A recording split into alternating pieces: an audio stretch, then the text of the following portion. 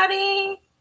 It is, well, I should say hello, Sushi Crew. It is so good to be here. And I have to tell you, there are very few times when I do this where it's good news. And tonight it's all good news. And I couldn't be happier. Cleo was found. So yay. I honestly, luckiest parents in the world. Luckiest parents in the world. I couldn't believe it when I woke up, or not when I woke up this morning, but when I saw it, as it came across the news. I was up very late last night working with Ping the router, because we were going to present you a show on Cleo, and we were working on it till, I don't know, 2 in the morning. I think it was about 2 in the morning. And, when I first heard the news, I was like, well, there goes our show. But kidding. I mean, couldn't be happier. So he's going to join us all the same so we can discuss things. Hey, Connie, my one flip in life, Amanda Clampett, Mankind, Candy Williams, Red Like Wine Again, Pan, Peekaboo Cockatiel, you made it, yay, Tambra, Paisley Dreams, PJ, Slam RN.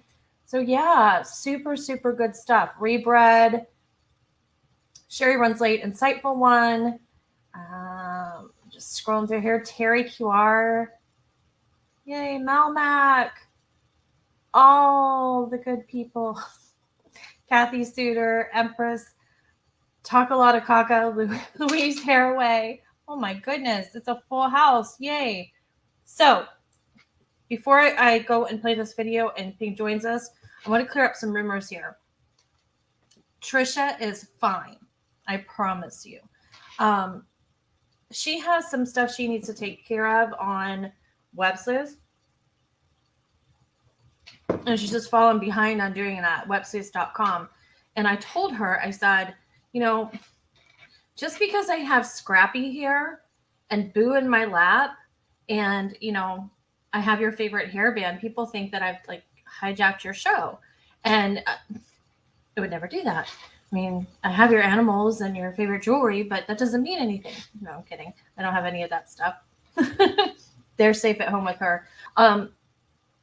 She just has some things she needs to take care of, and she needs a little time off to do it. And she's going to join us later to assure you all, because I told her, they're acting like I have you trapped somewhere, and I don't. It's very uncomfortable. So she's all good, not sick.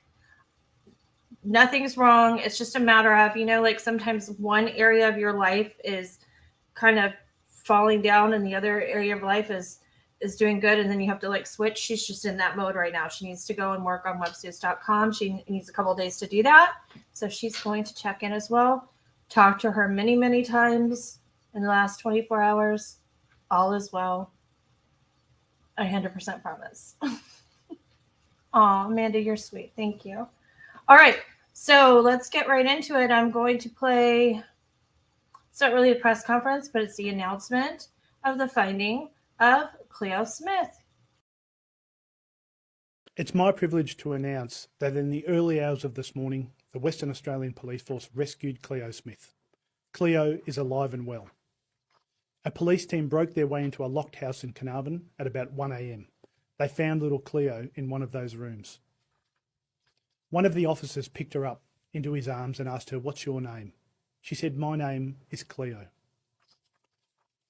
Cleo was reunited with her parents a short time later. This is the outcome we all hoped and prayed for. It's the outcome we've achieved because of some incredible police work, and I want to thank Cleo's parents, the Western Australian community, and all of the volunteers. And of course, I want to thank my colleagues in the Western Australian Police Force. I can confirm that we have a man from Carnarvon in custody who is currently being questioned by detectives. We'll have more to say on the rescue of Cleo as the day unfolds. But for now, welcome home, Cleo. It's my privilege to announce that in... Okay, so there you go. And my favorite part of that is My Name is Cleo. There will be a book written titled My Name is Cleo, because that had to be an amazing moment when that officer picked her up and asked her name, and those were the words that came out of her mouth. So this time I'm going to ask Ping to join me in the studio, the very sophisticated studio it is. Hello, Ping. How are you? Good. How are you? I'm good. I'm so happy. I am so happy that she was found. But wow, all that stuff we did last night. Yeah, many hours, but it's all right. It's good when you get a good outcome. It is, and we don't get that many of them. We really, really, really don't. So, my understanding is that she was found in a house. Is it like 70 kilometers from the Blowholes campsite? Yeah, 70 kilometers south. It's basically her hometown. Mm-hmm. So she was only around the corner from her house. And it was because the neighbors noticed a guy who didn't have kids buying what you all call nappies, but what we call diapers, right? That was kind of like a red flag. Well, the article I just read said the neighbors had noticed like odd things going on in the street, but they didn't report it to police. So we're not sure what the trigger was. Interesting. There's been a couple different reports that I've read. One of them was about purchasing of strange items and strange behavior going on in that house, and the fact that this man didn't have children, so it didn't make sense, and it kind of alerted people to say something. But I don't know 100%. I do know that they did the most thorough job I think I've ever seen in locating a lost child. It's my understanding that they cataloged every car that they could see driving down highways during those hours and finding out where those people lived and questioning those people, going through rubbish, there's one article I read that said they used some very specific software to help eliminate suspects and whatnot. And I have to say, when this first started, I really did suspect the parents. I even last night when I was talking to you, I was going back and forth. I was saying, well, yeah, I'd watched a video of Pat Brown, the criminal profiler, and she, really didn't think the parents had anything to do with it. And it kind of swayed me a little bit. But then I came back around and thought, well, no, because who would be so brazen to go to this tent and take a baby? And I think I don't want to speak for you, but I think you were kind of the same way, like bobbing back and forth between the two, right? Yeah, I think there was just so many loose ends with the time they arrived at the blowholes. It made it very difficult to come to one conclusion or another.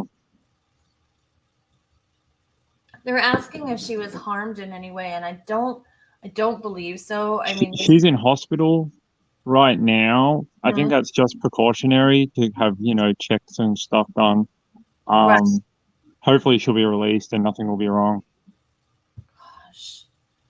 I mean, it's just, those parents are the luckiest parents in the world.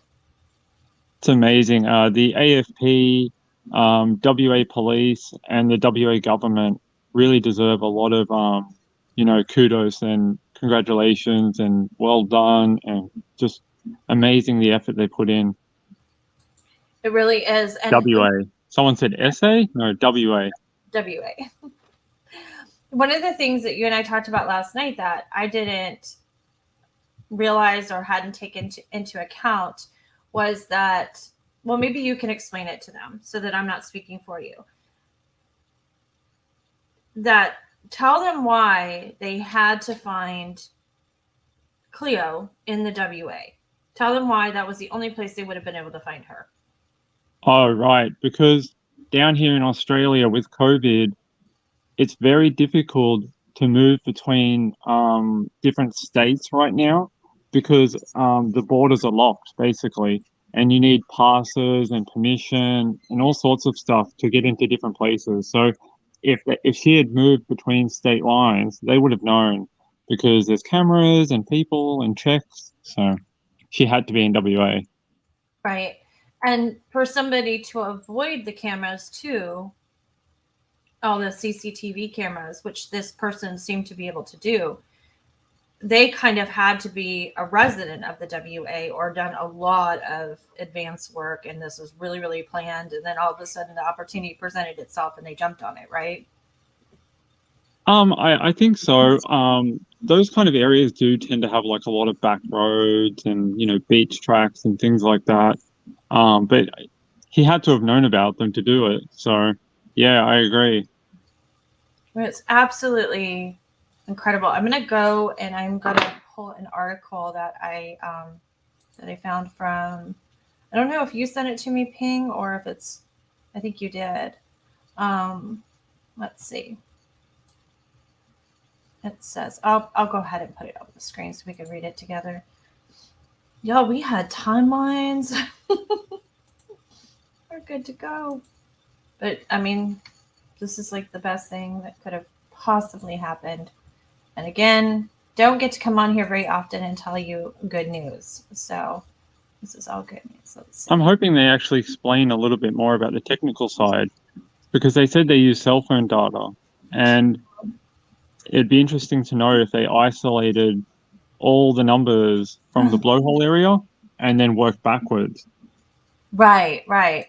So this says, let's see, 4-year-old Cleo Smith has been found alive and well in Western Australia, with the search for the missing girl finally coming to an end after 18 days. Detectives found Cleo in the early hours of this morning after breaking their way into a house in, how do you say that town's name? Carnarvon? Carnarvon. Okay. About 70 kilometers from the campsite where the 4-year-old disappeared. A 36-year-old man is now in custody and is being questioned by police, with neighbors revealing new information about the man's movements in the lead up to Cleo being found. It's my privilege to announce that in the early hours of this morning, the Western Australia Police Force rescued Cleo Smith, Deputy Commissioner Colonel Blanche said in a statement on Wednesday morning. Cleo is alive and well. A police team broke their way into a locked house about 1 a.m. They found little Cleo in one of the rooms. Go ahead and scroll down here.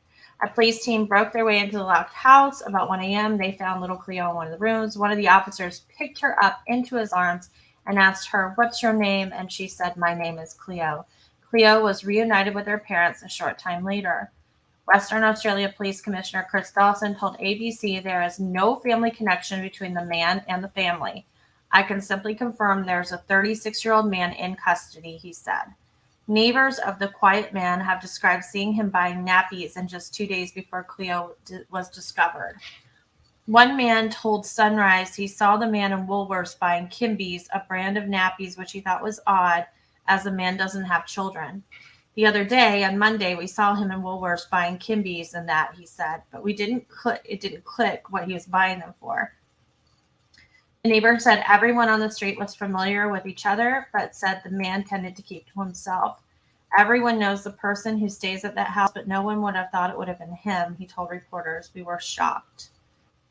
Let's see. You don't need to see about dying livers. Let's see. Cleo's mom breaks silence after daughter found. Deputy Commissioner Blanche thanked investigators, Cleo's parents, the Western Australian community, and the many volunteers who helped in the search for missing girl. "This is the outcome we all hoped and prayed for. It's the outcome we've achieved because of some incredible police work," he said. Deputy Commissioner Blanche said investigators would have more to say on Cleo's rescue as the day unfolds. "For now, welcome home, Cleo," he said. Cleo's mom shared a short message to Instagram this morning, writing, "Our family is home again, or whole again." Here we go. Oops, of course. Give me a second here. Because it's just how things work sometimes. I lost the whole article. It's okay. Do I still have you guys? Yeah, I still have you. I still have you, Ping. Yep, you still have me. Okay. All right. So I'll flip over to this. That's not it. La la la la la. La la la la la. Share screen. My StreamYard is I hear some people saying about the town name. Yeah, I mean, I've pronounced it like 3 different ways, and every time I do it, there's someone in the comments that's like, that's not how you say it. Well, that's why I asked you, because I've heard it so many different ways that I didn't know how to say it. I've given up. I'm just like, whatever.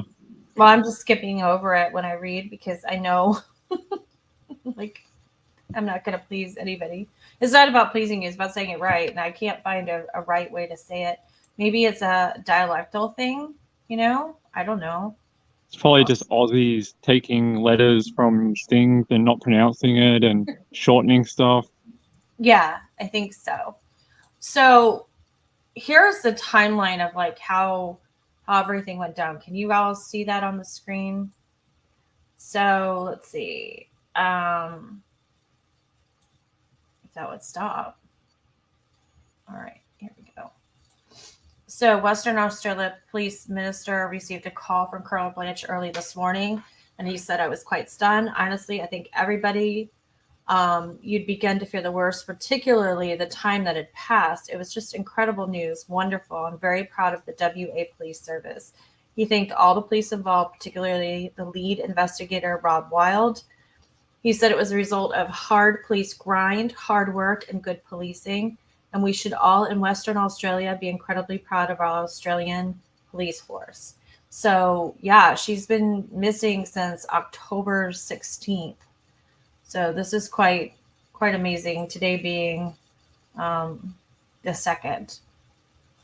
And so earlier, Prime Minister Scott Morrison and Labor leader Anthony Albanese expressed their relief Cleo had been found. He tweeted, what wonderful, relieving news. Cleo Smith has been found and is home safe and sound. Our prayers answered. Thank you to the many police officers involved in finding Cleo and supporting her family.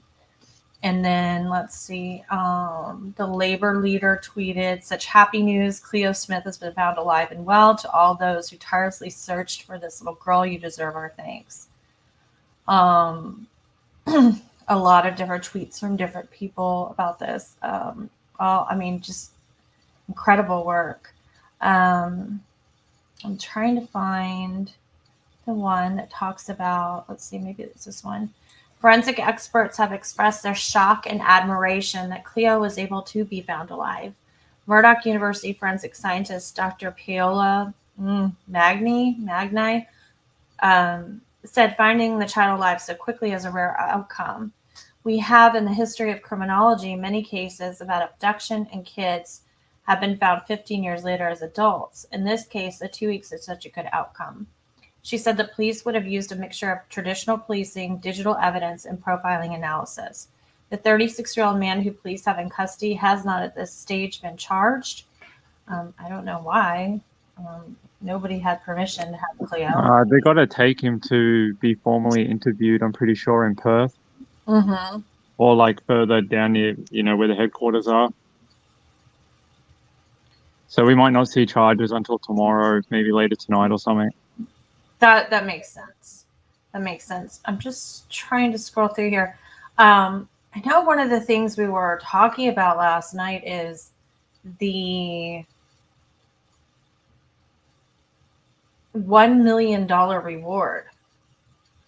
That reward was huge. I mean, we don't see that here right away, if at all. You know what I don't think it's ever happened here either. So you had said last night they have to have an idea that something's going on, and then you had told me about. I'm going to go ahead and stop sharing this. I can't find it. It's annoying. Then you had started telling me about the borders being closed, and that kind of made kind of pulled it all together. Like, couldn't have gone anywhere else. Got to be here. They had to have somebody in mind, and but $1 million that quickly. Have they said anything about who that's going to yet? Yes, their reward will not be claimed. They're saying that no one provided information that would meet the guidelines for it to be accepted. Wow. You don't think those neighbors, if they called in about those nappies, probably would have got it. Yeah, so they okay, so the neighbors are talking about the nappies after the fact. They didn't call that in. They're just telling the press that now. Yeah, I think they saw it and maybe just thought it was weird because he didn't have kids, and they just, you know, I guess people try to mind their own business a lot of the time. Mm-hmm. So they're probably like, maybe it's for something else or a project, or who knows. Oh my god.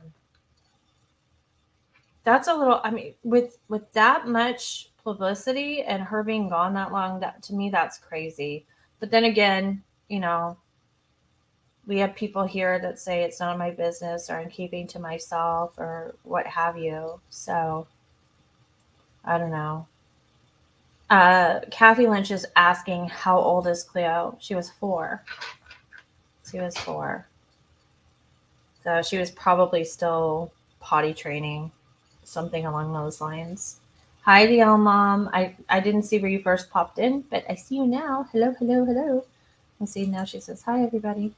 Yeah, Annie in New Zealand, nappies for a 4-year-old. Probably like when a child is sleeping. I mean, she's been gone Overnight since, nappies or something. yeah, like pull-ups or whatever you call them.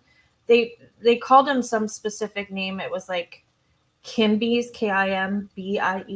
Maybe they're like training diapers. Um, you guys don't have to worry about sarcasm here. We're sarcasm friendly. We speak it fluently. Yeah, nappies at night, probably, everybody. He's had her since the 16th of October. I just hope he fed her and at least treated her humanely. Yeah. Yeah, me too. Because the real work for Cleo starts now, and trying to get her back to a normal life. Yeah, that's a long time to be away from your mom and dad. Yeah. A very long time. Very long time. Oh my gosh. I'm sorry, I'm still overwhelmed because last night we were in the middle of it, just trying to discuss all kinds of possibilities. And then all of a sudden your phone starts blowing up. And it's like, have you heard? And it's like, no. And I feel like we don't, I mean, I don't know how to say this other than to just say it. We don't get this kind of news here very often. We just don't. I think we've become, I mean, we're always hopeful. We'll always look. I think when we hear a child disappearing, that's a great phrase. When we hear of a child disappearing, we imagine the worst. Maybe we should stop doing that and take a look at Australia. What is Ali Brewer saying? They were just worried and maybe not thinking about the money, maybe not as much as a tsunami of social media. Interesting. Okay, that had to be to do with something else that I don't know. Yeah, Pan, that's a good point. She says the stress of being away from her parents also might have made her wet the bed or clothes. That's a good point. That's a really good point. That would be a very, very natural reaction. And Tambra, you said the same thing. Yeah, she might be stressed. So, yeah, Rebred, I think he was already living in the house. He had neighbors. The few things I've read is that they all kind of know It's each other. social housing too. Yeah, like a neighborhood. Yeah, this was not remote. No, but it's also like government housing. Oh, okay. Okay. At least I think so. They said it was a housing commission. Okay. Which is our version of like government housing. Gotcha. So that makes sense. Oh my gosh. Yeah, see, this is important. Sam Dog says we imagine the worst because it's usually a family member or a family friend. Yeah, that's interesting. And actually, Tambra sent me something right before this started, or maybe a little before, but I saw it. No, it was at 10:07. She said, so this is a fact she pulled. It said, the United States has the highest rate of child murder among developed nations. The most common perpetrator of child homicide is a parent. In infancy, the U.S. rate of homicide is 8 out of 100,000, several times higher than Canada at 2.9 per 100,000. And that's from Hatters Freeman 2012. And it says also about 2.5% of all, like collectively. So yeah, we're just a terrible country to our children, I guess. Oh, no. What do you I say? really think it's amazing, though, that all that time her parents were worried about her, she was literally 3 minutes away. Yes, but doesn't that make it even creepier? It does. I mean, that your child is 7 miles down the road, and you're looking everywhere, and they're searching highs. I'm sorry, there's like hair on my face. I can't figure out which way to push it. That she's so close, and they're searching all these places, and then they find her, and it's like, gosh, they probably drove by. They probably drove by her house. I mean, hopefully his backstory will provide some more answers to this. Are there any good answers? Maybe not good answers, but maybe why or how. Mm-hmm. Just more of that, filling that in. Yeah. So, yeah, a lot of people are agreeing with you, Peekaboo Cockatiel. She says it's hard to think that she wasn't abused. I don't like to think about what's been going on in that house for the last couple of weeks of poor Cleo. Yeah, that it is. It is. That's a very hard thing not to think about. Atlee Brewer, we don't know if she was locked up. We know that she was locked in a room. Are they single homes or apartments? Do you know, Ping? I think they're like little homes, like maybe a couple of bedrooms or something. Yeah. So, I mean, I don't know. I don't even want to really. The police did check the dark web for images too, just letting that be known. I don't know if that's actually a clue to anything, but they did go and have a look at that. I know that's very standard in child missing cases now, but that was conducted. Right. Well, Candy Williams says, I wonder how he removed her without her crying or making noise. That's probably why authorities initially thought it could be a family or friend familiar to her. I think that we have to remember that all children are different. My two are completely different. One of them I could put on top of the car and drive around and he wouldn't wake up. Not that I'd ever do that. The other one, I mean, if you blink, she's up. So they want to know how far from the campground. About 70 kilometers from the campground, and about, what's 7 miles in kilometers? Like, is that, like, here, I'll do the conversion real quick. It's about an hour away or something. Yeah. It was about an hour away from the campground, but very close to where the parents lived. Yeah, they lived in the same town, so. Yeah. Interesting. You guys have some interesting comments.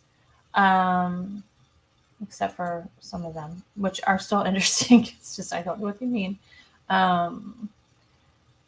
So yeah, I suppose he could have been, because he was in their neighborhood, we could go with the idea that he had been stalking her.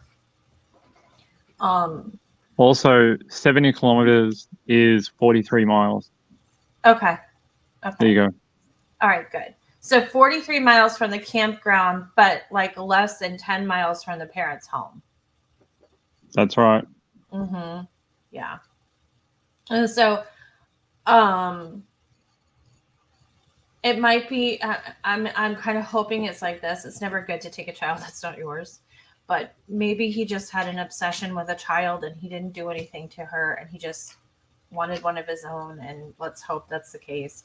Like a surrogate situation? I don't know. Maybe he lost a baby to another partner or something, and he's using her as a surrogate. I don't know. Like, it's just a. Yeah, it's far-fetched. I never want to think about the other stuff that could have happened. I know. And yeah. So yeah, people are saying not random at all. I felt the family was stalked. There's really no other way to think about it other than being stalked, because otherwise it's just like total perfect storm happenstance. I want a child. Here comes a family. They have a child. The sun's going down. I, you know, remove the child. We don't even know at this point if the families even know each other or if they'd ever been exposed to each other or anything like that. We know they're not friends, but When you live in a town of only 4,000 people, I'm guessing that most people have at least run into each other once or twice. Yeah, totally. So, yeah, Leah, I believe she's at the hospital as a precaution, as a, in anything. And like Ping says, they're searching the computers for any digital images, any transfers, anything like that too. And before they even found the perpetrator, they were already searching for those things on the dark web, right? That's what you just said? Yep, that's correct. Yeah. Okay. Yeah. See, this is where I'm going to. Corgis and Horses said he had to follow them to a park. He could have watched them go to a park many times. He could have watched them, depending on like where they walked or where they shopped at the same places or, what have you, and became obsessed. So I don't know. I'm glad I don't understand what the end game is with this stuff. But I'm always like, what was your plan? Someone brought up a really good point that I read today. Maybe the police kept it so quiet because they knew she was alive and they were worried that he might kill her if it got too hot too quickly. And that's why they pounced as soon as they could figure it out. I think that's highly possible because when we were discussing this, we were saying, when we were talking about whether or not the parents were involved, and we had kind of said, maybe they know the parents are involved and they're trying to make the parents feel comfortable so that they can work from the outside in and get them that way. But take that same theory and put it towards this gentleman. They had a good idea it was somebody in town for whatever reason, or because they were tracking those cars. And they knew that there was a possibility that they couldn't rule this person out. And so they were keeping it very quiet and calm. And we'll get to the bottom of this without being, militant and screaming on the air or anything, so that she was, safe.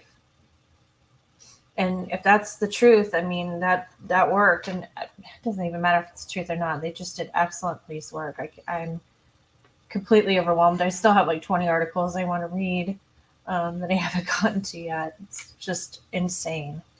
It's absolutely, I can't believe we were talking about this weekend, talking about it last night, and then how amazing to wake up today and find out that it actually worked out. Yep, I woke up at 8 a.m. and then what I do every morning is I check the news and Websleuths, and I checked and everyone's going, oh, she's found and this happened. And I'm like, wait, what? And I'm like, okay, I have to spend an hour reading now. Yeah, I know. Kathy Lynch, this happened in Western Australia, and they refer to it as WA. Yep. And she was rescued about 1 a.m. in the morning, so about 12 and a half hours ago. Insane. Absolutely. I mean, so yay, but oh my goodness. Yeah, everybody's saying happy tears. Very happy tears. Yeah, Kathy Wright, he had to be watching them at the campground to know that she was located in a multi-room tent. By all accounts, he could have followed them there.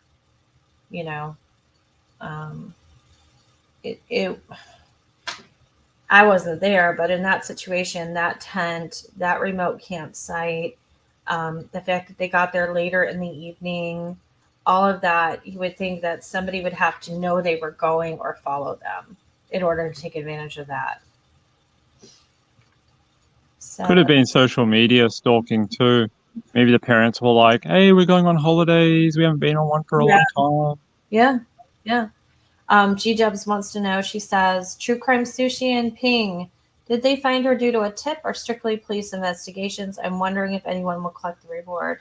So Ping had said earlier he didn't think the reward was going to be distributed because it was being attached to police work.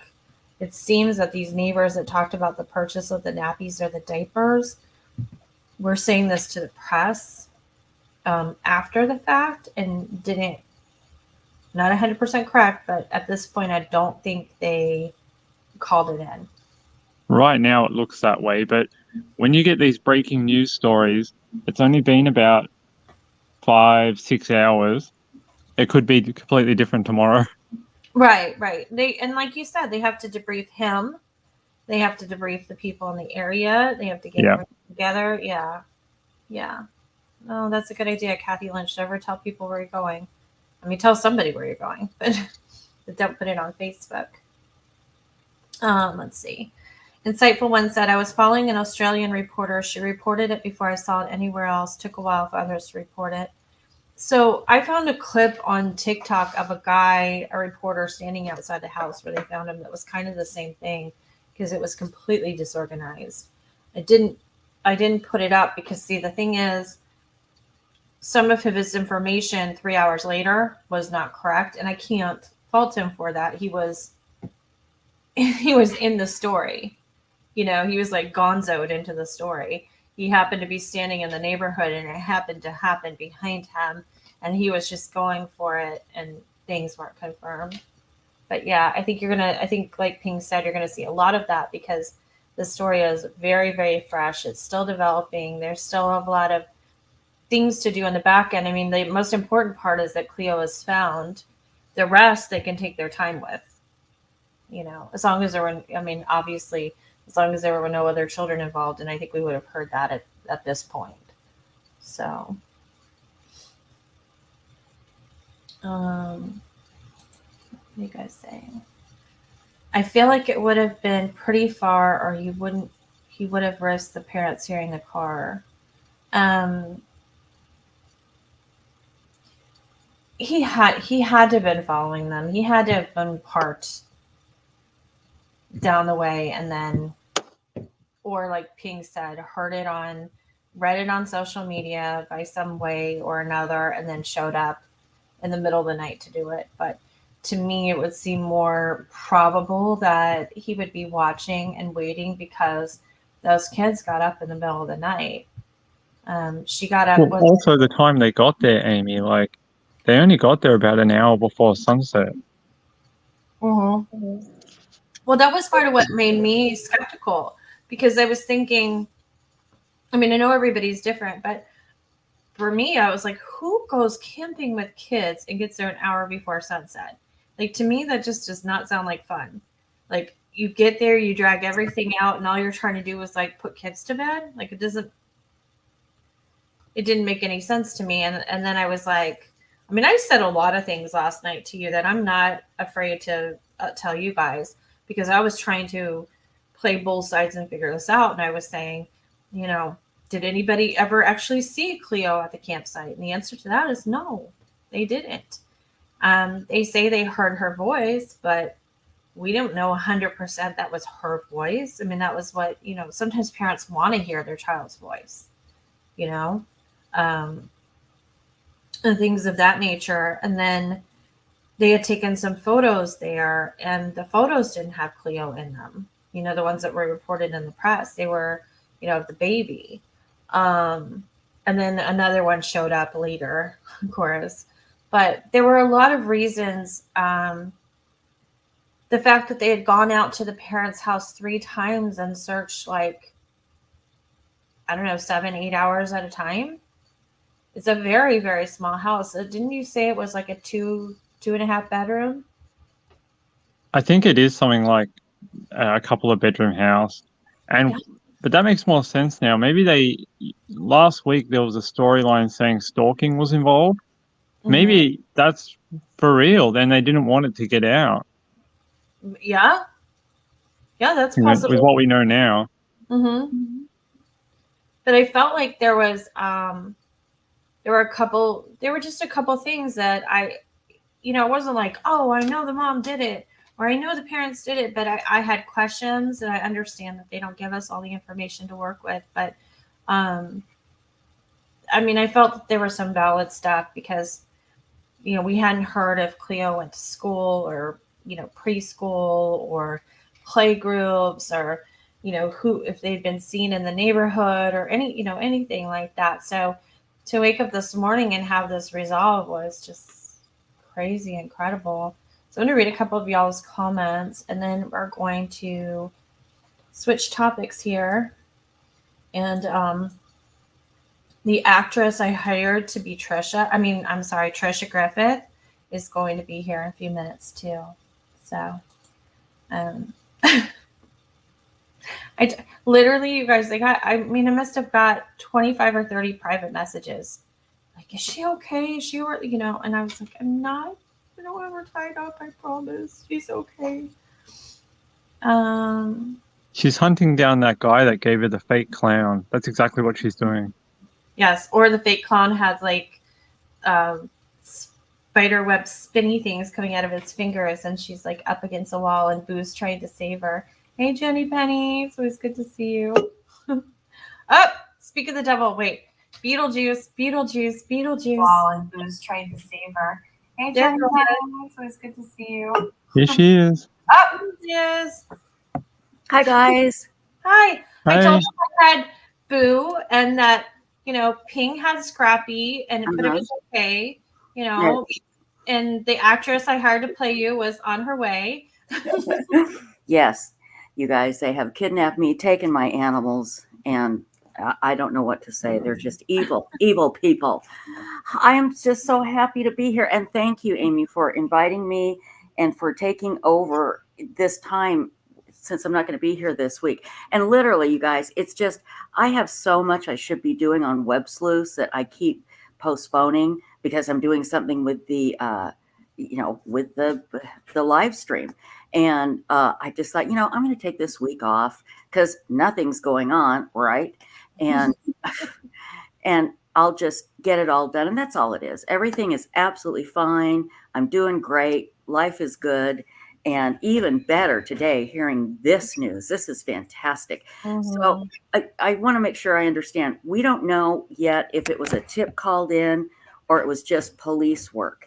And this thing about the nappies, it happened after the neighbors talked about it after Cleo was discovered, that this guy, they saw it, was it nappies in the garbage or what was it? They saw, okay, so it's leaning towards, right now, the way the articles are written, it's leaning towards police saying that it was their police work that led to Cleo being rescued. Mm-hmm.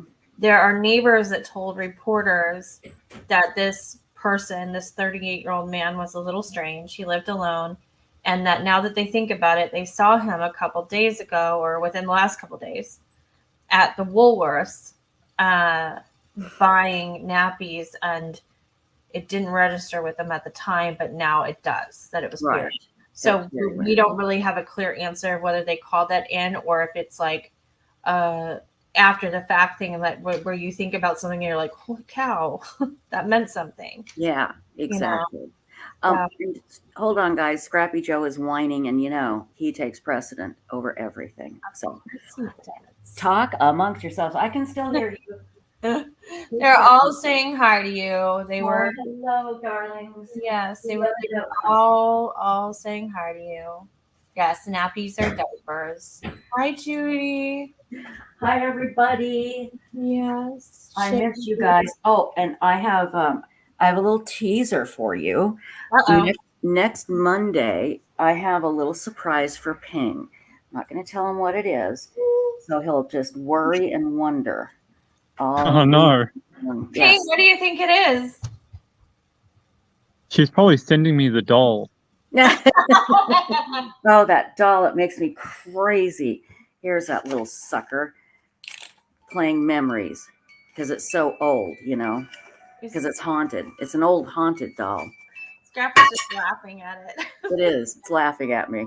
You should, So anyway, you should drown it in the mayonnaise, and so we could just see the face coming through the mayonnaise jar like this. oh, that's a good idea. If I had any mayonnaise, I wish I had some. Anyway. Keep playing that game, sister. So, okay, this is just great news. And, I got to say, once again, I learned a valuable lesson.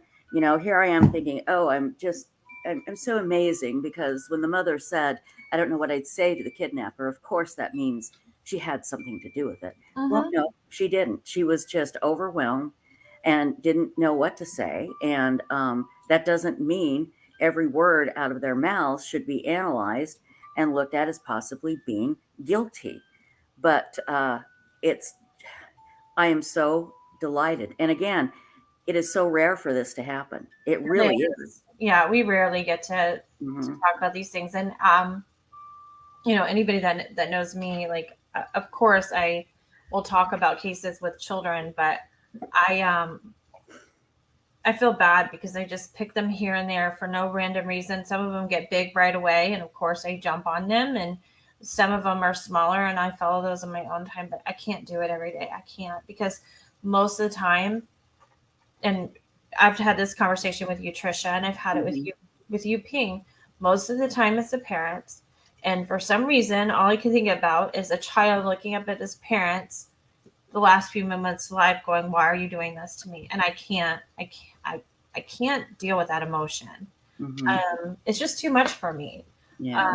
So this is good. This is not just good for Amy, but it's, I mean, it's just nice to hear it once in a while. There is an interesting comment that M made. She said, Dawson said the community in WA, and particularly in the city that begins with C, that looks like carnivore, that I can't say, deserved credit for helping with the investigation after police received information about a car connected to her disappearance. That's right. They said there was a car out there late or early morning, 3 a.m. And it had headlights on. Yeah. And that's what was really unusual. So now we know that this perpetrator went into her tent, and how bold is that? And was able to grab her without her parents realizing. And that is the problem. Yeah. I don't think there's anybody that didn't go, no, I would wake up, you know. But again, when we find out that the tent is big and they had a sheet separating it that came with the tent, and the guy could have just pulled the sleeping bag, you know, slowly out with the sleeping child.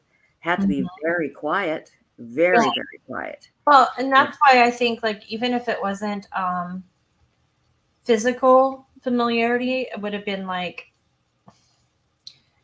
seeing them places, knowing where they lived. Like, maybe because he lived in their neighborhood, he felt more comfortable because he'd seen them at the local store, or seen them walking to a playground, or see the kids playing out in the yard or something like that. I don't know. And he could have been planning this for a long time. Remember the case of, all I can remember is her first name, Jamie, and she was found alive. The guy that saw her get off the bus, and, you know, a little while later, he goes into her home and brutally murders her parents and steals her. And, you know, he could have been watching this family and become obsessed with this little girl. Yeah. Hey, Ping, in Australia, do they release a lot of information about the perpetrator or about the case before the trial, or are they? I have a feeling they're pretty closed mouth, like Canadians are. I would suggest, with how high profile this is, there will be information that comes out, but maybe some of the crime details will have to wait until trial. If there is a trial, hopefully he will just plead guilty, and hopefully, and I'm sure as soon as his name is known, we're going to hear a lot from people that know him, and that'll be good, because again, this is his name is out there already. Oh, it is? Oh, I didn't know that. What is it? What is it? Hasn't been officially released by police, so. Well, you can just whisper it. Just tell us. We won't tell anybody. Come on. Yeah, well, the initials are TK. I think we should just keep it at that. TK? Tiger King? No. Tiger King, I knew it. It's the Tiger King. That's how he did it. He dressed up in a tiger suit. We have some pretty weird laws here to do with contempt. Yeah. Because if you mention this stuff and it derails the trial or something like that, you can get in a lot of trouble. I was telling Amy this story. This happened years and years ago. I got contacted by the Australian authorities about a particular case we were discussing. And they explained to me that with our laws, we could discuss this particular person connected to the case, and they put the person's name in the email. And all through the email to me, they're saying, we know you're allowed to discuss this person, her name here, but in our country, we're trying to keep, her name out of it because it could really harm the trial. And, it's only on your site that people are talking about, and then inserts the name. They said, can you help us? I said, I'll tell you what. I said, I'll close the thread down. Okay. Like I said, I can't even remember which one it was. And I said, and that way we won't have any problems. And they were thrilled. And I remember I was really exhausted. It was a bad time in my life. And so I went, I'm just going to cut and paste the email they sent me and say, here's what the Australian authorities saying why we need to shut this down. Well, all through the email is the person's name that they're trying to avoid saying. And so I just go cut, paste, and then my email starts blowing up. What are you doing? What are you doing? You've got her name all over that forum. Oh, no. It was only up for a few minutes, just for a few minutes. And I pulled it down. So, yeah, the fact that they even reached out to me and explained to me what could happen if this woman's name kept coming up, that it could really affect the trial. I got the, they're very cautious about things when it comes to trial. And hi, Red Like Wine again. And I always tell the authorities or whoever I'm dealing with that are not from the U.S. that, the server is in the U.S., I'm in the U.S. I follow U.S. laws, and I can Trish, was that the case of the family that was murdered in South Australia? No, it wasn't a family. No. But I'll look it up and tell you. I'll find it. But I always tell them, I don't say this, but I politely sort of point out, I don't have to obey your laws. However, the last thing Websleuths wants to do is cause a problem in any case. So therefore, we will follow your laws and help you, because I want them to know we're eager to help, not to hurt, And so does me no good. But anyway, it was interesting, and I hope they were forgiving. I explained to them that my brother dropped me on my head a lot, and that he had just done it like 20 minutes before. So I hope they understand. Well, they have to. I mean, they don't have to, but you hope that they know that because of who you are and what you do, that you're a true crime platform and that you're not there to disrupt. And yeah. We don't want to hurt anybody. No. And the fact that I'm proud the fact that our members were the only ones who were able to find this name and talk about it. This person, they were connected somehow, and they spent, a real long time trying to keep it out of the press. And here we come along, and they're panicking. So, but they were very kind and very gracious. I love Australia and Australians. I'm telling you, they're the best. They really are. So I'm a little confused because it was very interesting when you were describing this to me, and Ping was kind of saying something similar last night. But if they don't release the information over there in their press, then how does it make it to explain it to a dummy like me? How does it make it here? Yeah, I don't know. It could have just been somebody from Australia that knew about it, and and a small newspaper may have picked it up. It somehow got into a mainstream media source here, and we were able to our members were able to pull it up and find this person.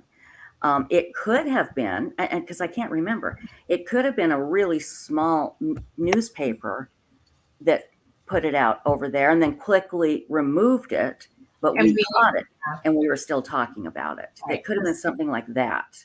Because we're screenshotters and video savers. Yeah, exactly. But this was at least 10 years ago, if not more. Gotcha. So, yeah, they are pretty, they want to make sure that nothing happens so these people can't get out again, so. Well, and I can't say I don't disagree with that. Oh, me either. No. There would be an absolute riot if they tried to do that here. Mhm. But Yeah. Oh God, can you imagine? Yeah. I'm gonna grab my non-alcoholic beverage. So, are they going to hold a press conference, Payne? Do we know, or Amy? Do we know if they're going to come out with a press conference so we can get more information? They probably will. Mhm. I would say maybe after charges are laid. Mm-hmm. That would be the next one. Does that usually take a day or what? Well, I think they're flying him back down to where the headquarters is on this afternoon, Mm-hmm. which should be happening now. And then, these interviews I don't think people realize how long they take. Sometimes, they're 11 hours, 12 hours, stuff like that. Mm-hmm. So it could be tomorrow morning, late tonight. So I don't know. If we get an interview tomorrow with the commissioner or the inspector or whoever's the top cop, tomorrow, that'd be good, I reckon. Let's hope so. Let's hope so. Do we have any idea what kind of physical condition Cleo was in? We just Just said, that she went to hospital for observation. Mm-hmm. yeah. Hmm. Yeah. Well, again, it is a great lesson for everybody that even kind of like me, that even kind of suspected the mom. You can't do that. You just can't do that. And Amy, I think you mentioned earlier, I was listening, and you said something like maybe they knew this was a stalking situation and they maybe had an idea that it was somebody in this area, and yeah, it could have been something like that. And maybe they told the parents.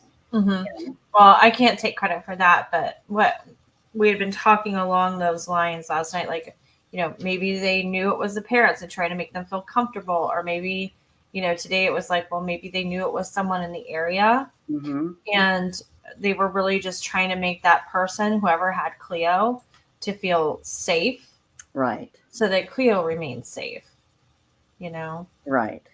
So Yeah. I'm real curious to find out what this guy's background. I have a feeling he is not going to have a sunny, fun family background. I have a feeling people are going to go, why was this guy out? Yeah, I know. There was a statistic released. There's apparently a whole bunch of sexual assault and rapists that live in that area. Really? Yeah. Nice. They should be monitored, I think they said the other week it wasn't one of those, but I don't know. Well, let's wait for more details. Yeah. Yeah. Red Lake Wine again says, what's his name? I want to Google him. We only know the initials of the alleged person they have in custody, and we're not going to say it until the authorities say it. So we can guess, though. TK. My guess was Tiger King. Yeah, I'm trying to think. Tina King, she was one of the King sisters that sang on Lawrence Welk, I think. Okay. Not her, though. I don't know. That's all. Toby Keith. Toby Keith. Maybe it was Toby Keith. Mm-hmm. How do you like me now? Yeah.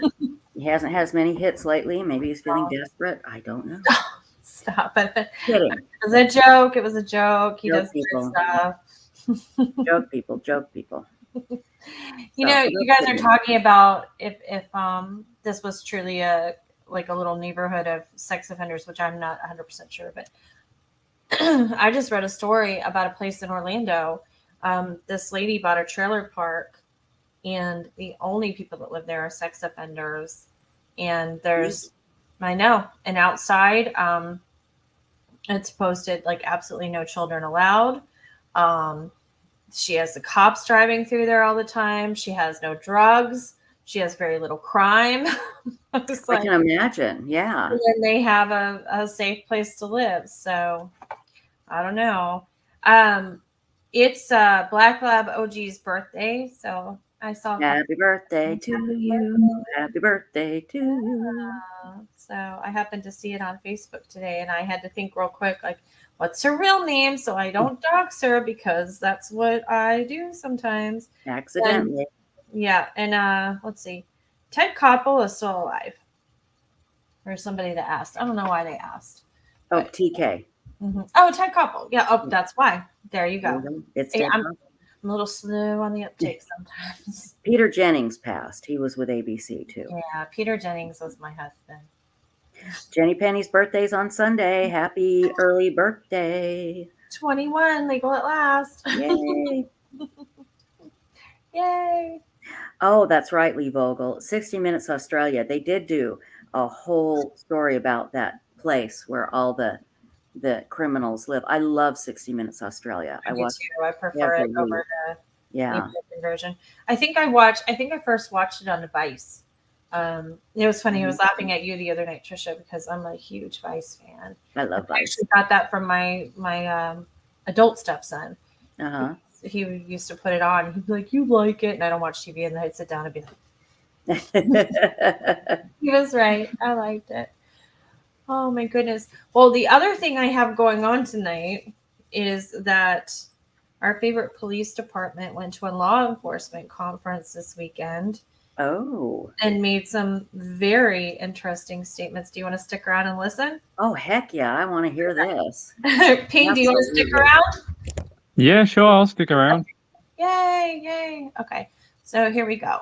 Let's see. Let me close out this really quick so I have less tabs open.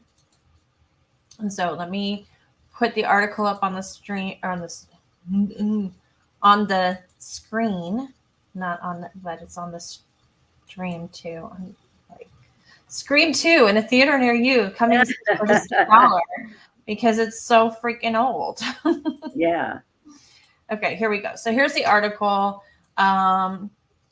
It's everywhere. It's not just in People, you guys. It's just that this is like the cleanest thing I could show on my screen, if that makes sense, without all kinds of craziness going on. Right. So Brian Laundrie probably died by suicide before search for him began, Florida sheriff says. I'll skip the first thing because it's just an overview. And it goes something like this. A Florida police chief says that Brian Laundrie had probably already killed himself by the time authorities began searching for him. Laundrie's remains were found in Florida's Carlton Reserve on October 20th, ending a 5-week search for the 23-year-old suspect in the death of his fiancée, Gabby Petito. While the preliminary results of Laundrie's autopsy have been inconclusive, Northport, Florida Police Chief Todd Garrison spoke out about the case at a community event on Friday night. According to the Sarasota Herald Tribune, Garrison was a panelist at a law enforcement forum at the South County Tiger Bay Club on Friday night. He was asked by the moderator to discuss the case. Garrison discussed the mistakes in his agency's investigation, including the fact that during surveillance, they once mistook Laundrie's mother, Roberta, for her son. Yes, we made a mistake, he said. It was human error, but I can still stand behind my team. But then Sarasota County Sheriff Kurt Hoffman, whose agency assisted in the search for Laundrie, praised the performance of Garrison and his department, saying that they did the best it could under difficult circumstances. So I want to remind you guys that when they had when Northport and Sarasota County Sheriff's Office had that little joint press conference where the reporter said, was that a press conference? Because it was so weird. It was all attaboy. Mm-hmm. That was the gentleman in the white shirt was Kurt Hoffman, the Sarasota County Sheriff. So this gets a little ridiculous. So it says, we talked probably 20 times during that situation. Obviously, we supported them out in the preserve looking for Brian Laundrie, Hoffman said, according to the Herald Tribune. That guy went out there and by all accounts probably committed suicide. And he was right out there where we thought he was, Sheriff Hoffman added. There was 4 feet of water out there at the time. Laundrie was the subject of Amy hitting the button. Laundrie was the subject of a nationwide search after the death of Petito, whose body was found in Wyoming in September. You know, I'm getting really tired of them not using her first name anymore, but that's just me. Mhm.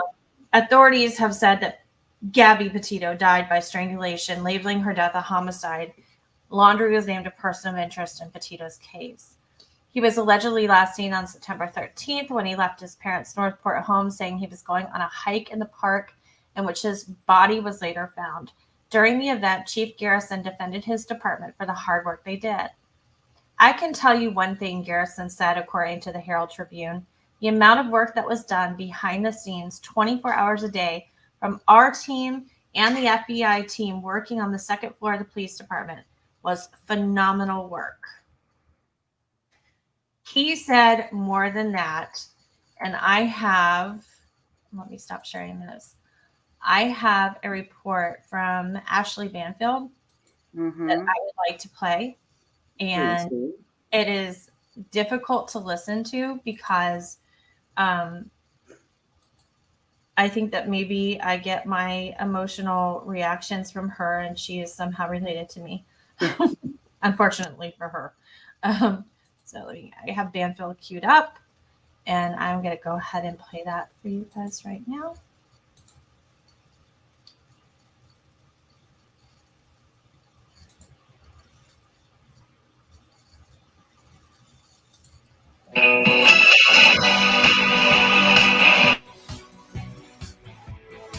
Welcome to Banfield. The chief of the Northport Police Department is doubling down tonight. He is meeting his critics head on, answering to complaints that Brian Laundrie managed to sneak out of his parents' house, even with a live police camera trained squarely on the home. It was a colossal mistake that resulted in the death of Brian Laundrie, the only person of interest in the case. It also means that Gabby Petito's family may never have the satisfaction of true justice in her death. So you would think that the chief might offer up some regrets, maybe an apology, perhaps an explanation. Instead, there was this comment from Chief Todd Garrison. People are making judgments on things that were discovered or learned over the last 5 weeks. We didn't know a lot of this information over the first 4 days. But the way I see crime and justice and investigation is that the point of the 5-week investigation is to figure out that information and perhaps not let the most critical person in the case, Brian Laundrie, slip away. Let me rephrase that. Drive away so incredibly easily. The chief's comments came this weekend at a police gathering in Venice, Florida. A panel was assembled to discuss law enforcement in that state. But, as you can imagine, the Brian Laundrie investigation came up too. I certainly want to drill down on exactly what the chief said, but first I want to bring in News Nation's Brian Enton, who watched this headline this weekend with a lot of interest because he's covered the story since the beginning. Okay, so Brian, there was a lot of blame deflecting in all of the answers that the chief gave this weekend. Here is what the chief actually said about whether all eyes really should have focused on his jurisdiction of Northport, and I'm going to quote him. What a lot of people don't know, in June, Gabby and Brian moved out of their location and put a lot of stuff into storage, and they changed their address and they moved to New York. And from there, they left for their cross-country adventure. My question to you here is the place of residence really the issue here, Brian? She was reported missing in New York. Yes, I get it. But her fiance turned into his parents' driveway with Gabby's white transport van. And that driveway was in Northport, Florida. And Gabby, the owner of that van, was not in that van. Sorry, I stopped it real quick because I want you guys to pay really close attention to Brian Enton and then the guests that she has on later. They are, I'm Team Ashley. I agree with everything she's saying, but for whatever reason, these other two people are incredibly uncomfortable with what she is saying, and it's going to become very awkward, very tense, very soon. And then if you've ever been in this situation, you're going to watch Ashley play it off at the end. And that's equally uncomfortable. It's if it's a word, it's squirm worthy. van and ended up missing and dead. So I'm really struggling with this accommodation of it not being his jurisdiction. So let's say you have to read an incredibly long What? email from your boss that you have to finish before the big meeting starts in 10 minutes.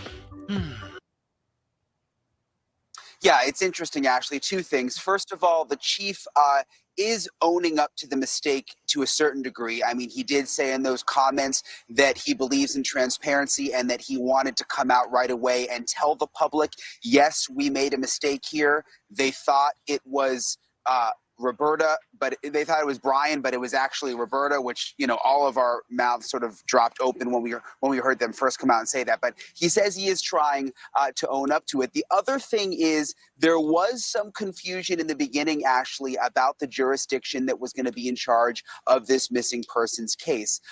There was an issue because Florida law says that the person has to be a resident of Florida for the case to be established in Florida. And in the beginning, they were trying to establish the case in New York. So I think that's what the chief was referring to in those comments. But it's hard for me to come to terms with the fact that all of this was based in Florida when the Laundries would not speak. They knocked on that door. They became suspicious enough to put cameras up, not only on the front of the house, but the back of the house. So yeah, it's your jurisdiction when the van and the guy show up in Florida without the owner of the van, you know, who's missing. So let me take you to that sort of series of days, because Chief Garrison really did discuss about becoming involved, right? And let me read for you what he said. Now, we know that by the time we became the lead agency, Brian had already left the house and presumably had already been deceased out in the Carlton Reserve. I have a lot of questions about that, not the least of which we do not know when Brian died. There was 5 weeks of the potential of Brian being dead. We have no idea that it was, you know, in the first or second day that he went on his walkabout. But I'm also curious about this whole notion that he says we became the lead agency 3.5 days after September 11th, which would be September 14th or 15th, Brian, which is the day after he went on the walkabout, and then the day that Roberta came home in the car, and it wasn't Brian. So he was the lead agency right at that very time. And he was the lead agency when he said, we've got eyes on him. And he was the lead agency on the Friday when it was Brian's now officially missing. So I'm struggling with this whole notion that, well, we weren't the lead agency when it mattered. Yeah, I think some of it comes down to semantics, and it's interesting because I think in one way the chief is trying to own the mistakes they made.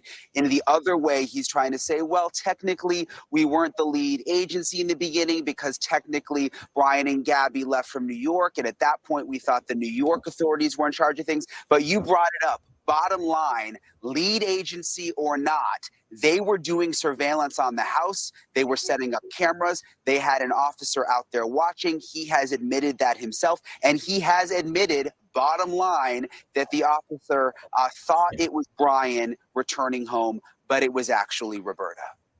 Okay, so to that point, Brian, I kind of had to pick my jaw up off the floor and put it back on my face when I heard this one. And this has to do with that moment of misidentification, which to me would have maybe evoked the most contrition in this case. Nah, I'm wrong. So here again, these are the words of the chief, quote, "The surveillance team told me, Chief, Brian was seen going inside the house.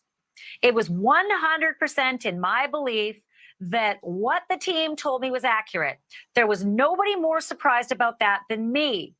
As a leader, what do I do? Do I not tell the public what's going on? Do we conceal it, cover it up? No. People want open transparency and honesty from their law enforcement officials. Yes, we made a mistake. It was human error, but I still stand by my team." Okay, Ashley's about to lose her, you know what. She has no F's to give anymore, and you're going to see it. And I was really glad she did this because, yeah, Jenny Petty and Carolyn does or does. Too many people aren't saying this. They're saying, oh, it was difficult and they deserve this and they deserve that. They did deserve a little bit of slack and a little bit of leeway until they came out this weekend and went to a law enforcement conference and started talking this kind of garbage. So just wait, because you can see her tone. She is no longer the anchor person of her own named show reporting. She is now emotionally responding to this, and it's about to get good. So give me a second here. And to that I say, transparency is divine. And thank you for noting transparency. But I counted the days between this fiasco boondoggle business and the actual transparency. And Brian Enton, it took 40 days. 40 days. If you're counting in weeks, that is 5 weeks for that transparency to happen. And only after the body was finally found in the reserve. So is 40 days really transparency?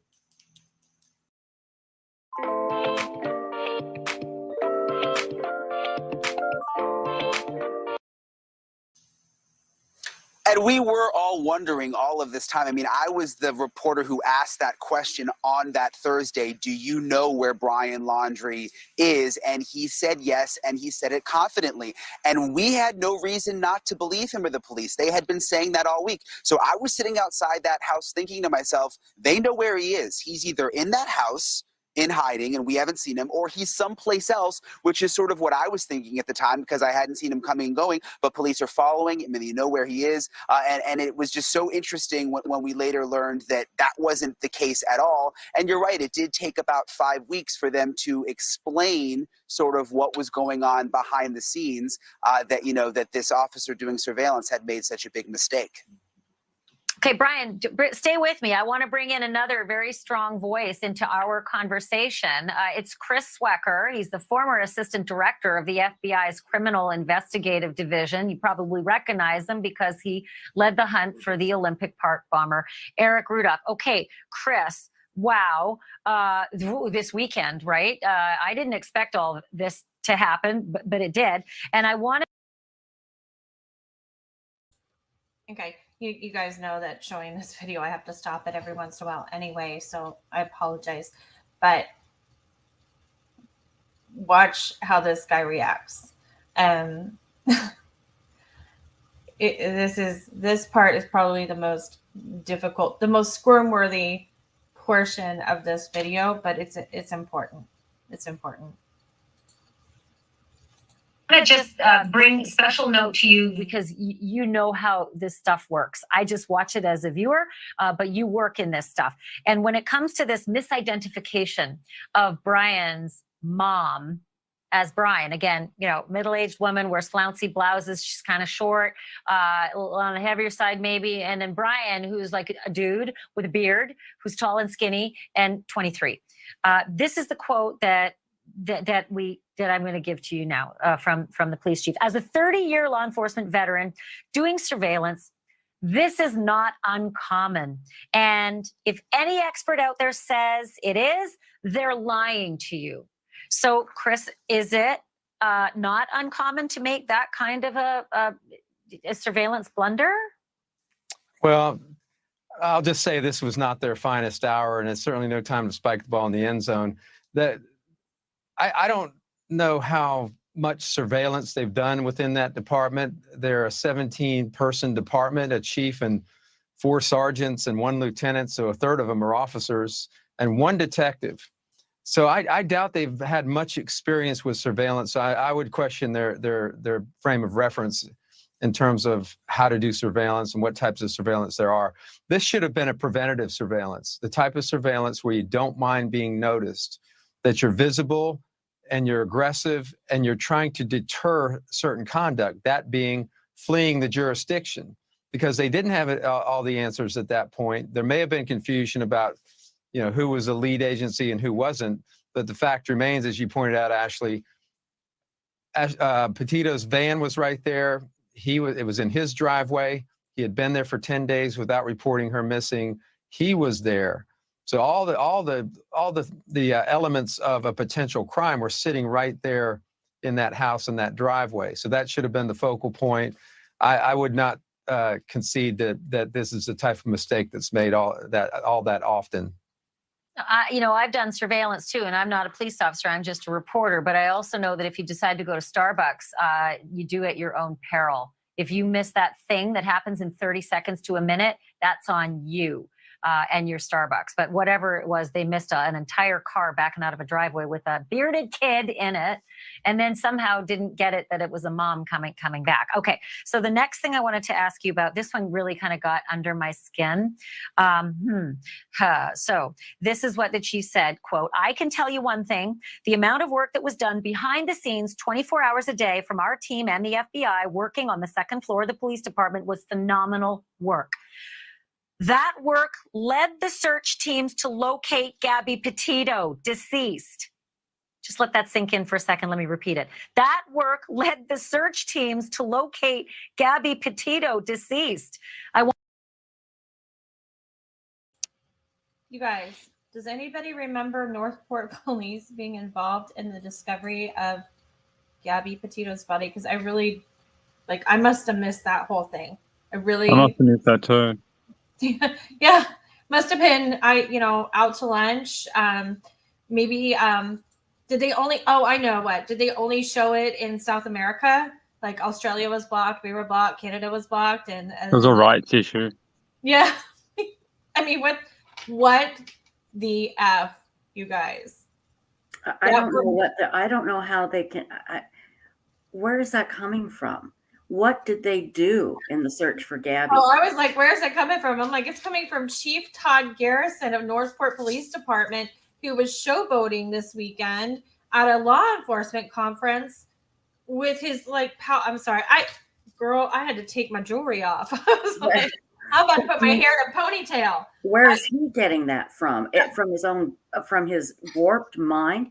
Let's not forget, it was a nice couple going through and filming the Tetons that caught Gabby's van. Okay. Oh, yeah. Now, if they hadn't done that, I can promise you, we would probably still be looking for Gabby. It had nothing to do with that. They hadn't. What did they have to do with the search for Gabby? Nothing. Anyone help me. I have no idea. No clue. Carolyn says, but Amy, they did the most, and you see them searching for 5 weeks. Yeah. I mean, I don't know. Somebody look at his hands. Maybe they're all dirty because he's pulling this out of his what. I can't. This part of it is just and you're about to see Ashley lose it. Seriously. And she's I feel for her because it is that feeling when you're sitting in a room and something funny is happening or something important is happening and you're looking around right? You know what I mean? Everybody come on, and everybody's just kind of yeah, exactly. And it's why? It's Northport Police Department. Mm-hmm. I mean, yeah, I love this. Lynn Lavey says, they should have sent a woman to do the job. We could do surveillance. Have you ever seen us stalking a parking place near the entrance of a shopping mall? Yeah. So true. Yeah. Have you ever seen, when I went back to school, Penguin and I were talking about going back to school last night. When I went back to school and I was in classes with 18-year-olds, you want to talk about, those girls know how to stalk boys like nobody's business. Mm-hmm. They were brought up by people my age, unfortunately, which I was in denial about. But they were brought up by people my age that watched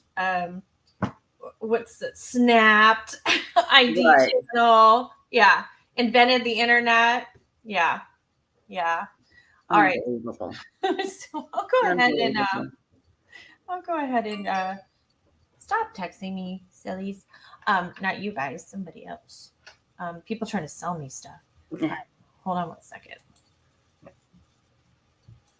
Want to remind everyone, our primary focuses the first couple of days was to find Gabby. If Brian did go on the run, he would be found. I was confident of that. So I don't even know what to ask, but I'm pretty darn sure that Red, White, and Bethune found Gabby and Brian's van, and then were able to help the police find Gabby's remains. But I really am quite certain that it was not the Northport police chief who's now taking credit for that. Yeah, again, they have one detective in that department.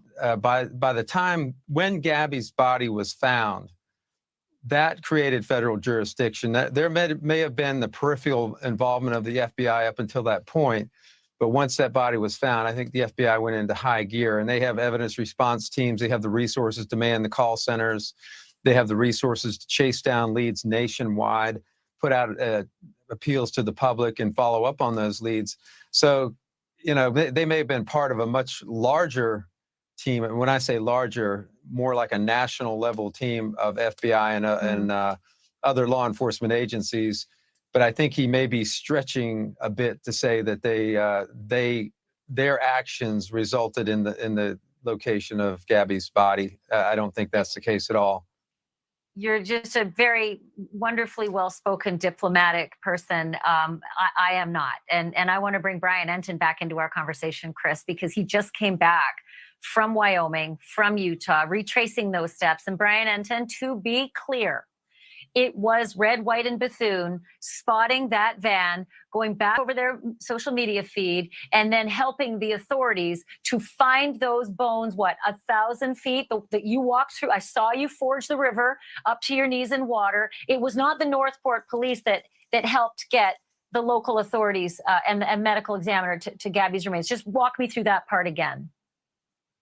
Yeah, bottom line, Ashley, it just is what it is. It's fact. We talked to the Bethune family. They are the ones who found the van. They had the dash cam video of the van. They created a YouTube video saying, we think we have found Gabby's van. And they also called the FBI. And it was that tip and that YouTube video that the bloggers created that sent the FBI out to that area. And then it was just 1,000 feet from that van that Gabby's body was discovered. One other thing that's interesting, now the chief's sort of saying, well, Brian Laundrie was already dead and we likely knew that at the time and there was nothing we could have done. But let's not forget that, you know, just a couple of weeks ago, we had Northport police, before they found the Laundrie remains in the swamp, telling us, oh, there's still a 50-50 chance that he could be alive. We still think he might be alive. FBI was still investigating all of these leads up on the Appalachian Trail. So they're now saying, oh, you know, we knew that he was dead, but that's not what they were telling us a couple of weeks ago. Yeah, and you know, he's out there saying, the police chief's out there saying, actually even the Sarasota sheriff Kurt Hoffman got in on this game and said, by all accounts, he probably committed suicide and he was right out there where we thought he was. Who are you to say that?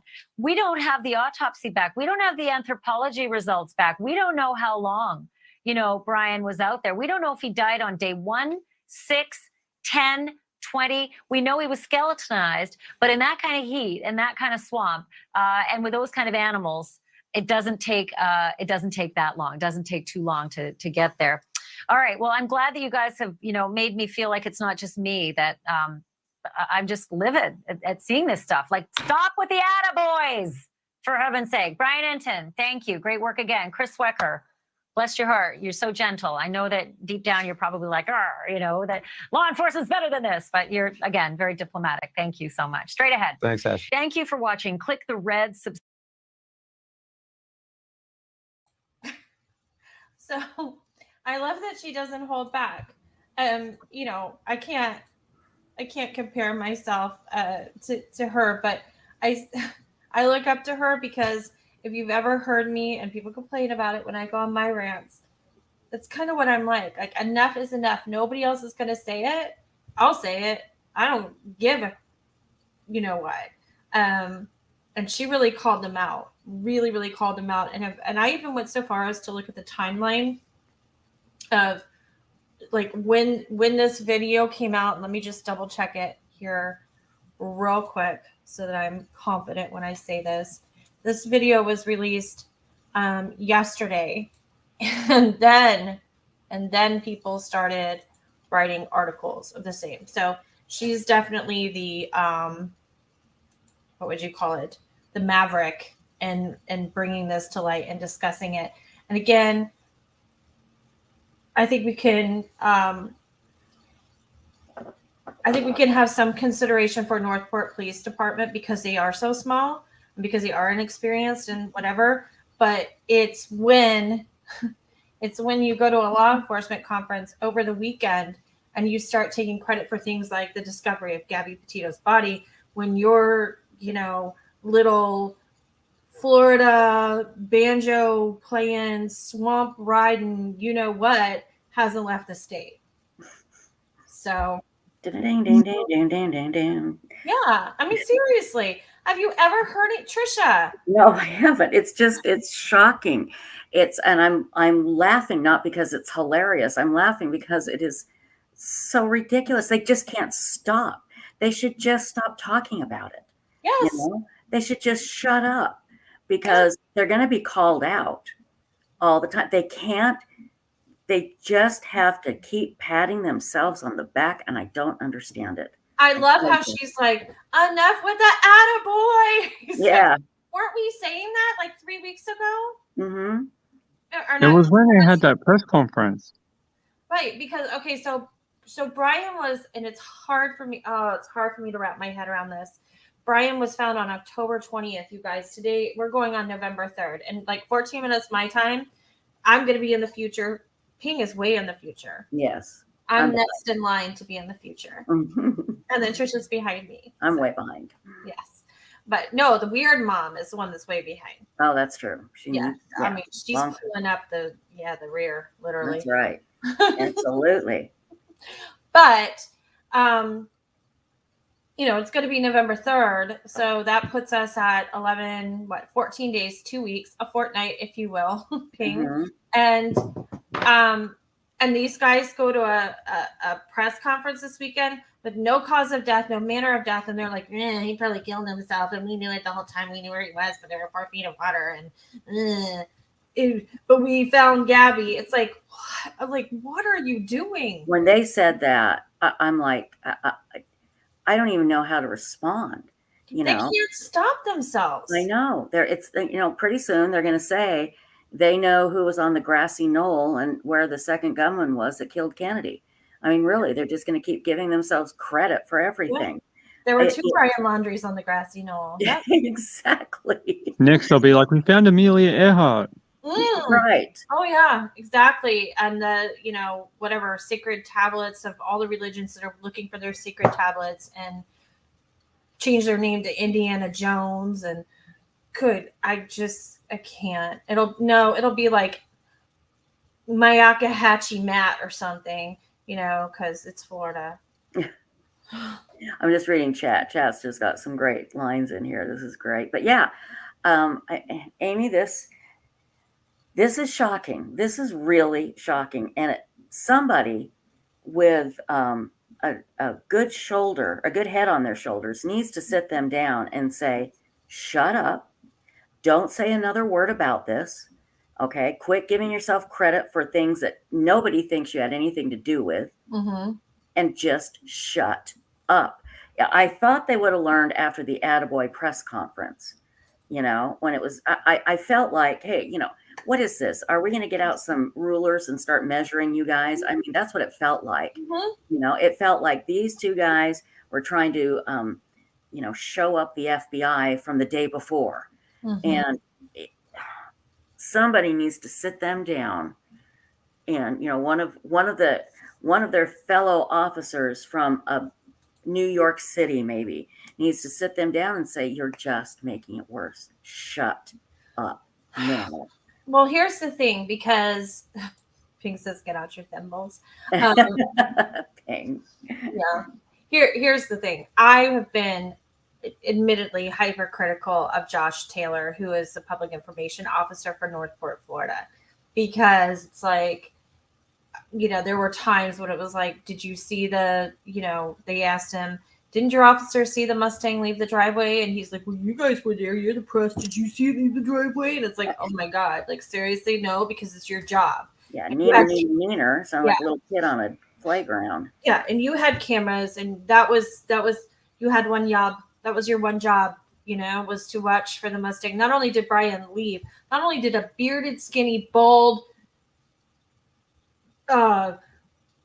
pansy ass kid leave that driveway, but a middle-aged, flowy shirt wearing LuLaRoe looking baseball cap lady with boobs returned. And they said to their chief, we saw Brian walk into the house. And the FBI agent said it perfectly. He was like, why were they trying to be inconspicuous? I mean, of Good course point. they were being watched. Park right outside the door. Shine the flash, what do you call it, spotlight on it. Get a good ID. You know, say, oh, hey, sir. I mean, ma'am. I mean, sir, I can't tell. Let me do that so you can get in safely because there's protesters across the street or whatever it is. Like, get a good visual. They already had cameras mounted up, for goodness sake. It's inexcusable. And I get so back to Josh Taylor, super critical of him. But now I'm seeing it in a different light. I'm seeing Josh probably wanted to say, I'm giving him the benefit of the doubt, like, you guys, we've got to just say this, this, and this. And somehow the police chief is saying, no, you're going to tell him what I tell you to say. And now Josh is in a battle he cannot win. Right. Because That's right. he's got people running around being loose cannons, going to law enforcement conferences where they're supposed to be like, hey, kids, here's some candy. Love the police. Let's build a community. Instead, he's like, well, let me tell you something about something. You know, it wasn't those gators that ate Brian Laundrie. It was me. Yeah. I ate them. And then my friend from Sarasota, he came up and he ate them too. I mean, like, we weren't looking. We were eating secret swamp stew. We're cannibals. I mean, like, I can't, like, that makes more sense than what their statement is. It does. Honest to God. It's like, and I'm so, like, when I came across this, you know, Ashley Banfield thing, I felt badly for her because I felt like, I'm not going to get super political or anything. And I, you know, adore men and your ideas, and I'm not super feminist or anything like that. But I truly felt like, or I truly feel that sometimes when a woman gets passionate about something and tries to make her point, men back away because they're like, oh, she's getting all emotional. And that was the look on their faces.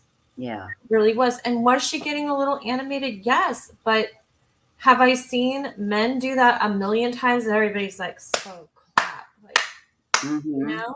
And they're just looking at her like, do you need a pampering? You know? Right. No. I need somebody to stand up and say, yes, I agree with you. This is crazy. And I shouldn't be scared to back you up just because you're a woman and you're saying it, I guess. Right. That was my other takeaway from it, really. They looked at her like, I mean, the FBI agent was just kind of like, he probably walked backwards out of the studio. Brian Enton's just like, oh, everywhere I go, there's no service. And, oh, it's happening again. You know? Get me over this. Well, it'll be interesting to see, Amy. It'll be interesting to see what happens since this Ashley Banfield show, since your show. It'll be interesting to see if maybe they start backpedaling a little bit, and maybe just be quiet. Well, didn't we say on October 20th that we should just put it out on the line, own it, and move on? So I'm really confused because, I mean, this is where they should come for advice, and they didn't take it. I don't know why they didn't come here for it. Everybody should come here for advice. We can run your lives. Just let us know. I'll be like Lucy, like 5 cents the doctor is in. There you go. Yeah. Hi. Perfect. All right. Well, I think that's pretty much it for tonight. So, okay. And I've got to get going, guys. Thank you, Ping. Thank you, Amy. Thanks Thanks, everybody. No, thank you. You guys are going to be back, or Amy, you're going to be back tomorrow, and for the rest of the week, I'll be back Monday at this time slot, 10 p.m. Eastern. So thank you, Amy. Love you guys. See you next week. And she is alive. I'm alive. Everything's fine. I'm just really busy trying to get caught up is all. Yeah. All right. Okay, guys. See ya. All right. Bye. Bye-bye. See ya. Oh my goodness. Well, thank you for working with me last night. The good news is That's you all guys right. that Ping and I like kind of practiced in Discord, and so other than me not being able to hang up and having to be really quiet, which is hard for me because I was just like string up. It went well and it was super fun. So like maybe if you guys are interested, we can do that some night and just talk about what have you and pop in and out and all that stuff. And Yeah, I think that'd be fun if we could get people in there. me too, because I had a good time last night and it was Yeah, so that was clear. fun. Yeah, it's so clear and so easy to use. And so if anybody hasn't used it, I promise you it's just a matter of downloading an app and like entering a little bit of information and that's it. Like it's super, super easy. And it's fun because we get to actually talk to each other instead of just posting comments and reading postcards. What is my problem? Reading comments. I don't know where postcards came from. So weird. All right. So thank you so much, Ping. Thank you for moderating too. I really appreciate it. You're a good friend. And No worries. I want to work on other stuff with you because that was fun. Yep, we'll do something else. We'll do something again in the future. Sounds good. Sounds good. All right. I'll talk to you soon. Night, everyone. Night, Sushi Crew. Bye. Okay, good night. Amanda Clampett, she's like a friend of mine in real life. And she's so funny. She's like, I don't mean this to hurt your feelings. She's like, but your voice puts me to sleep. She's like, I turn it on. I just fall asleep. So I'm glad I'm good for something. Good night, Terry. Good night. It's nice to see you. Thank you, everybody, for being here. Thank you, Tambra, for moderating, as well as Ping, Jesse Day, and Ryan. Rain Dancer, Weird Mom. It was good to see Al Mom in here. Of course, thank you, Trisha, for being here. And I will see you all, let's see, tomorrow at 10:15 p.m. I will try to get my thumbnail up earlier so you guys, know what we're doing and what's planned. I think that's it. In the meantime, as always, if you guys, the thing you could do most to help support me would be to hit the like and subscribe button if you haven't already, and then hit the notification bell so you never miss a live. I'm on Facebook as True Crime Sushi. I'm on Instagram as True Crime Sushi. I'm on Twitter as @CrimeSushi. And then, of course, I try to mirror everything in the community section, the community tab of YouTube. So do those things and we could all hang out together again. If you have any ideas, my number one goal when starting to do this was to build a rapport with you, build a relationship with you. And so feel free to message me on Facebook or reach out to me. It's just Amy, AIMEE, @truecrimesushi.com. Most people will tell you I respond to everything. I love ideas, show ideas, sharing articles, anything like that. I'm one person. I don't see it all. You guys, this is your show collectively. I just present it. I just host the barbecue. You guys come. What's the other thing I wanted to let you know? I think that's pretty much it. Show ideas. Oh, I don't have Facebook groups, never will. So I like to keep the chat down in the comments of the particular video, and I respond to those as well. It's just so much better when we talk down there and we share ideas. I'm not a person on YouTube that you have to agree with me. I like hearing different perspectives. I change my mind. I don't get mad if you don't agree with me, as long as we're being respectful. I love a good, healthy conversation. So that's it. That's super easy. We could all get along and live in a happy YouTube world. Trisha's good. Northport police needs to keep their mouth shut. And I think that's it for tonight, you guys. I'll see you, Sushi Crew, on the flip side.